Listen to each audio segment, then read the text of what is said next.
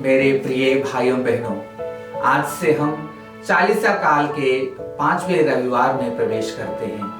आज का पाठ यीशु के आने वाली दुख भोग एवं मृत्यु पर केंद्रित है, जिसे संत पौलुस एक पुरोहिती बलिदान मानता है और संत यूहन्ना यीशु के उत्थान और महिमा का समय मानता है।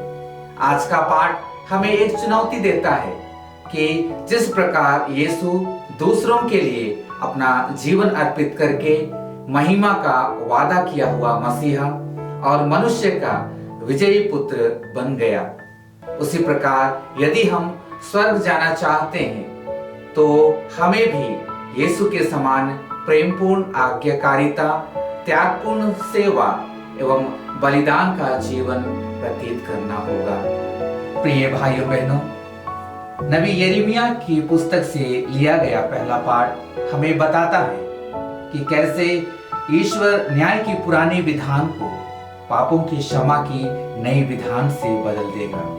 नबी यिर्मयाह द्वारा भविष्यवाणी किया गया यह नवीनीकृत विधान यीशु के जीवन, मृत्यु और पुनरुत्थान के माध्यम से पूरी हुई। दूसरे पाठ में संत पौलुस ने इब्रानियों को बताया है कि यीशु की पीड़ा, मृत्यु के द्वारा यीशु ने अपने पिता की इच्छा का पालन करते हुए नए विधान की स्थापना की।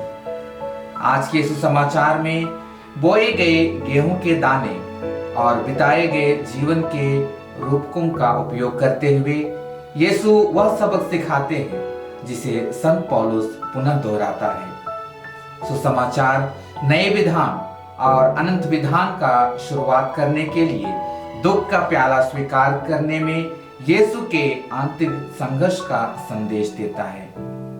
यीशु क्रूस को अपने पिता की इच्छा के रूप में स्वीकार करते हैं, अर्थात दुख भोग, मृत्यु और पुनरुत्थान।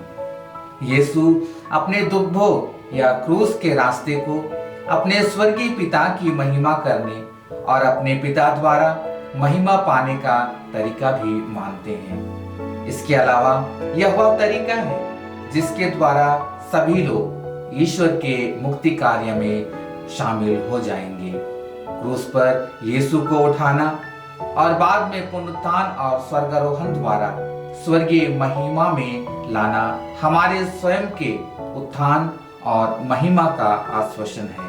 शर्त यह है कि हम अपने क्रूस को स्वीकार करें।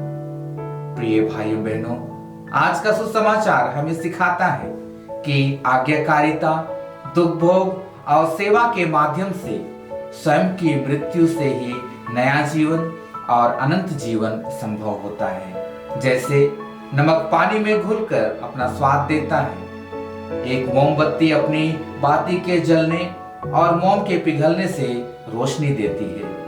प्यार करने वाले माता पिता अपना बलिदान देते ताकि उनके बच्चे उनसे बेहतर जीवन का आनंद ले सकें। किसी ने सच कहा है, हर कोई स्वर्ग जाना चाहता है लेकिन कोई मरना नहीं चाहता।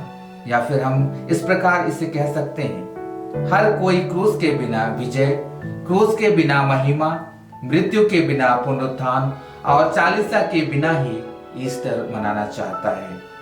आइए हम प्रार्थना करें, विशेषकर इस चालीसा काल में, कि हम आत्म बलिदान की भावना को प्राप्त कर सकें। आमीन।